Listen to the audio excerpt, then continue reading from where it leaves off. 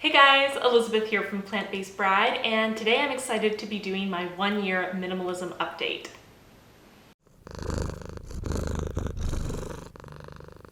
So this is really exciting. I can't believe it's been over a year now since I began my minimalism journey.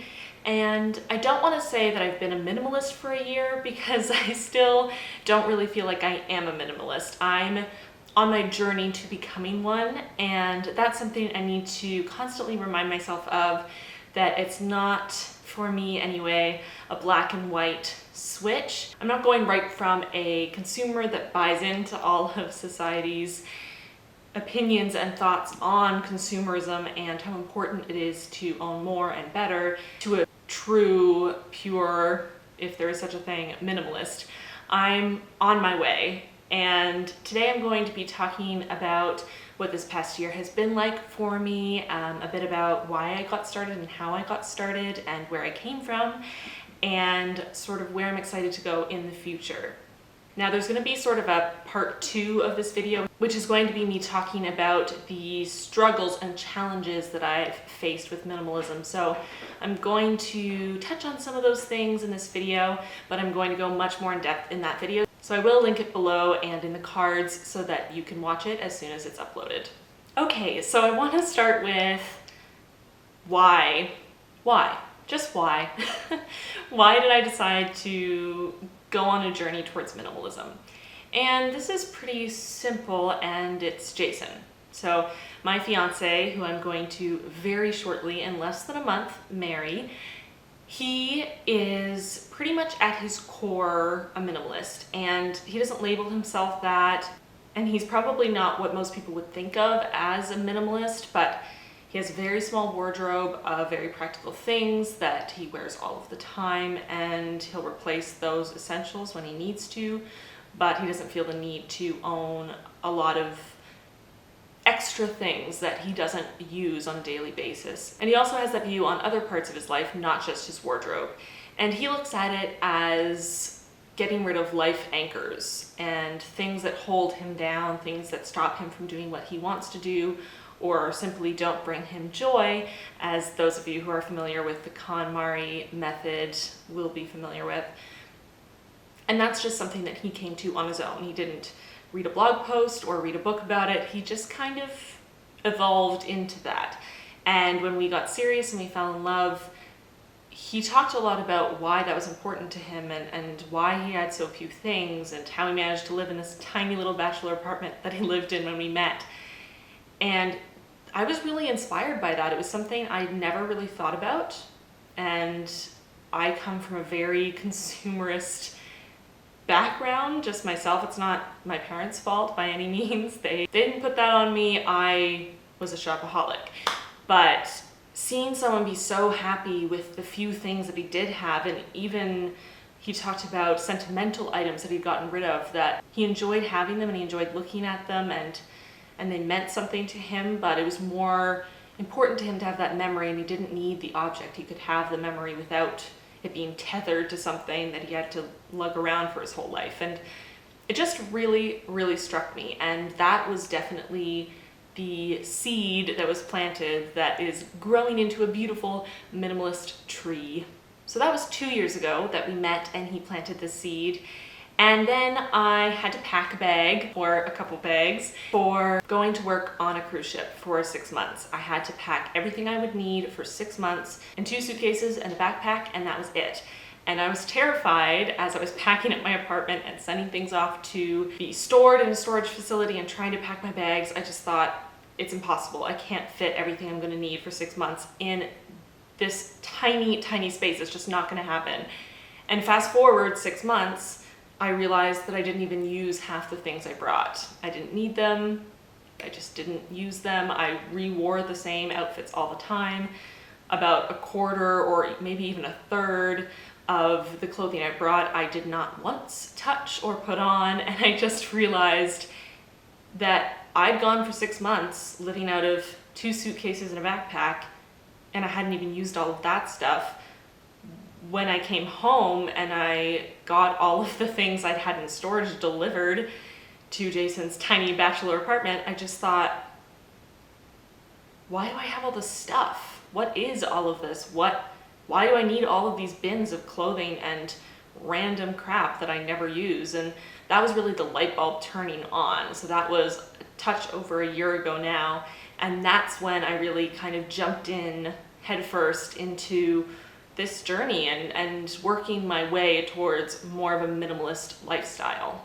So a touch more about my background. As I briefly mentioned, I was a shopaholic. It helped me to deal with my issues. It helped me to forget things in my life, to shop, to get that rush of adrenaline, to feel that pleasure in purchasing something. That really helped me to cope. So realizing that I was going to be going in this more minimalist direction, the hardest thing for me was the idea of reducing my shopping and sort of ripping off the Band-Aid and taking away that coping mechanism, that just wasn't going to be an option anymore. So I want to get into a little bit how I actually did it. So many of you know that I read The Life-Changing Magic of Tidying Up by Marie Kondo, and that was really what gave me that blueprint to follow, to kind of just jump in, because I wanted to do it, but when Jason talked about getting rid of things, it just seemed so easy to him, and I didn't understand how to do that. It just didn't click. And when I read Marie Kondo's book, she was so diligent and regimented about how it was to be done, and we'd found a new apartment, this place, and we were moving in, and I thought, this is the perfect time as I move things in. You know, when I kind of get everything in and they're in boxes and it's a giant pile and they haven't been put away yet, I'm going to, before I even put them away, just spend a couple days doing this KONMARI method, and I'm gonna start off our life in this apartment right. So I would highly suggest, if you are interested in minimalism and you're really not sure where to start, go read The Life-Changing Magic of Tidying Up by Marie Kondo. It's really a life changer. It's really incredible. And you don't have to agree with everything she says. You don't have to do everything exactly the way she says, but it's really a great way to give yourself a bit of a roadmap. So I did this big KONMARI cleanse of my home, and I felt like I'd done an amazing job. I actually counted it as I went through because I'm very analytical, and I realized that I'd gotten rid of more than 50% of my belongings. And to me, that was insane. It was just insanity that I could get rid of 50% of the things I owned. Of course, the reason I could do that is that I owned so much to begin with, but at the time that seemed just crazy to me, and I was so proud of myself. And throughout this year, I've realized that I can go much, much further. I was really playing it safe that first time through. I thought I was being ruthless. It really felt like that, but I wasn't being ruthless. I was being very safe. And so that's kind of where I'm at, status-wise of my minimalism. I've definitely accumulated a few more things since my big purge, but I've also gotten rid of more things since then, sort of gradually as I've gone. But I definitely feel like I could do, another 50% or maybe even more than that. I really feel like this past year has been a great learning curve, and it's opened my eyes to how little I really need, just in general, and also to be happy, to live a wonderfully fulfilled life. And that the lighter I go, the happier I feel, the freer I feel. So that's kind of where I'm at now at this 1 year mark. I realized that I can do much better, which I could look at as a negative. I could look at it like I didn't do a good job the first time, or I could look at it as I'm growing as a person, and what seemed like an incredible achievement a year ago, I now realize is small, and I can do way more. I have grown so much as a person. I am so much more in line with minimalism as a lifestyle that I can do more than I ever imagined, and I think that's pretty awesome. So I wanted to touch on capsule wardrobes and how that allowed me to let go of shopping as a coping mechanism. So capsule wardrobes, if you don't know about them, are basically a curated wardrobe of fewer number of items than in sort of your standard wardrobe that are specific for a season, and you rotate those items, you just wear those pieces in different combinations for an entire season, 3-month period, or however long you want to set as your capsule. It's sort of a closed loop system of clothing, and that's all you wear, and you don't buy new clothes. You just have your, for example, summer capsule, those 40 items, however many you choose, are the only things you wear in the summer.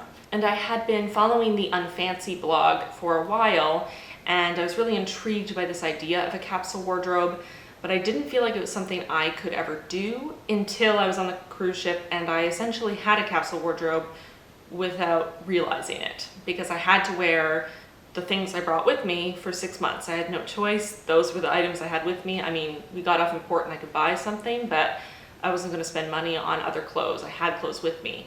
And that allowed me to get over that sort of fear of having someone see me in the same outfit more than once, because I saw the same people. I was living with the same people and seeing them every day for half of a year, and it was inevitable that they would see me in the same outfit, in the same pieces many, many times. And it just kind of knocked me out of worrying about that and being so hung up on it.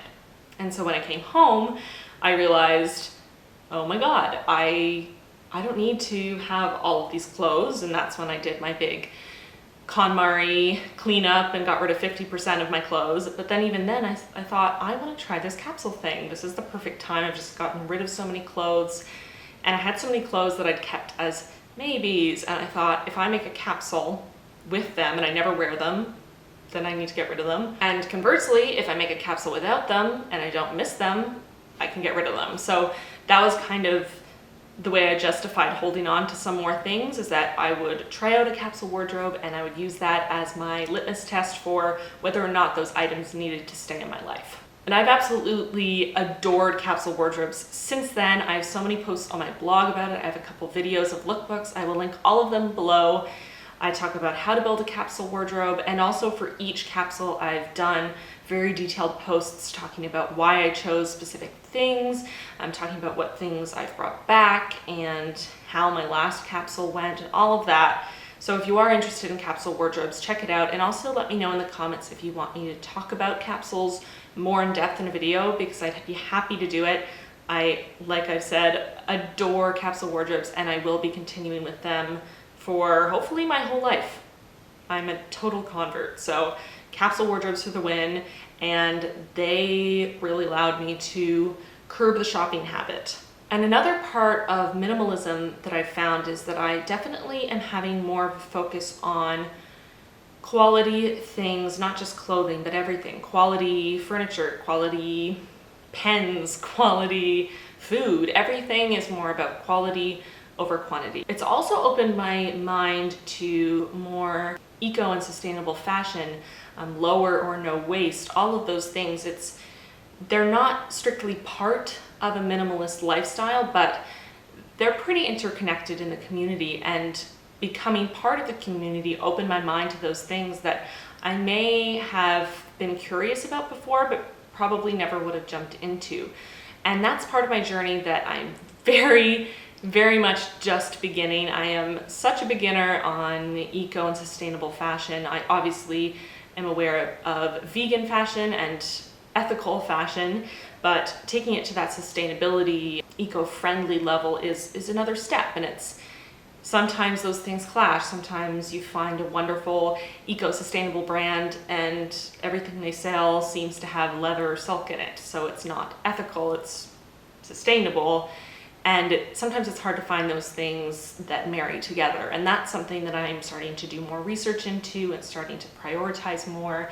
And I'm really excited about taking my lifestyle to that next level of consciousness and having even less of an impact on the planet than I already do being a vegan minimalist. So some more things that I've noticed in this year of minimalism is that I've kind of focused my want to shop, because I still want to shop. I still enjoy shopping and I still enjoy beautiful things, but I also enjoy not having cluttered space. I've kind of managed to deal with that by building many secret boards on Pinterest where I can just pin things that I want to buy.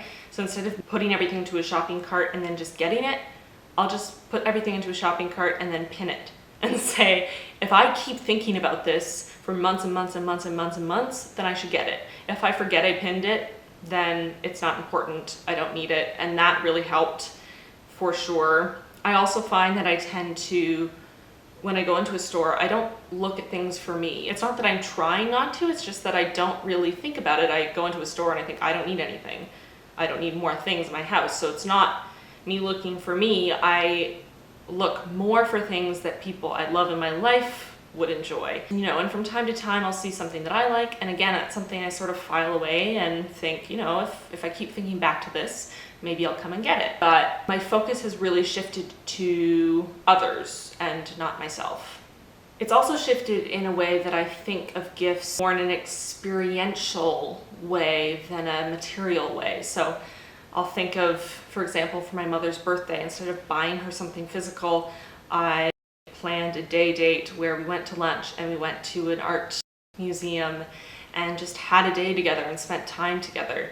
And it was a birthday gift of an experience of a mother-daughter day instead of a pair of earrings or any other physical thing I could have given her that she still would have appreciated, and maybe she would have worn it and it would have made her happy and whatnot.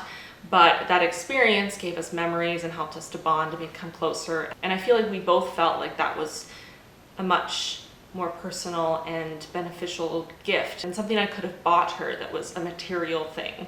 So another thing that has come with minimalism is plants. And that seems weird probably because it's me buying things and adding things to my space. But I found as I removed things from my home, it started to look a little bit like an art gallery without the art. Lots of white walls and big open spaces with nothing in them, which, you know, is partially my aesthetic and I like it, but it felt like it had gone a little bit too far. I realized that what I really liked about minimalists that I follow and their spaces was that while it was very clean and empty, there was a lot of negative space, a lot of them used plants as their decor, that it was, you know, more life, bringing more energy. And then it brought a bit of color and interest to a room without it being overwhelming. And bringing plants in has been really awesome. I really love the energy I feel. I love taking care of the plants. I love that the kitties like to chew on them and put holes in the leaves because they seem entertained by that. I don't know. The plants make a difference and I love them, and I don't know if I would have delved into the world of houseplants if I'd still had so many knickknacks just sitting on every surface. So I don't want to ramble on about this forever. I hope you guys enjoyed this video. These were just some of the things that I've noticed and experienced in the past year of my minimalist journey. I would love to hear about any of your experiences. If you are a minimalist, or if you are thinking about it, or if you've taken a couple steps, let me know in the comments below. I really want to hear what it means to you, or things that you've noticed, or even things you struggled with. As I said, I'm going to be making a video about the challenges and struggles that I've noticed in the past year, but I also wanted to do a video talking about the positives and where I'm at and where I'm going with minimalism and how it's made a really big difference in my life. So that is it for this video. I hope you guys enjoyed it. Please like it if you did, and subscribe so you don't miss any videos from me. And I'll see you guys really soon. Bye. So don't forget to like this video and subscribe. Remember to follow me on social media and connect with me. Let's be friends. And remember that each of the videos I make and each blog post I write take hours and hours to create. I love to make free content for you. So if you want to help me out and ensure that I can continue to create content for you, please consider becoming a patron on Patreon for as little as $1 a month. I will love you forever, and I'll see you guys really soon. Bye.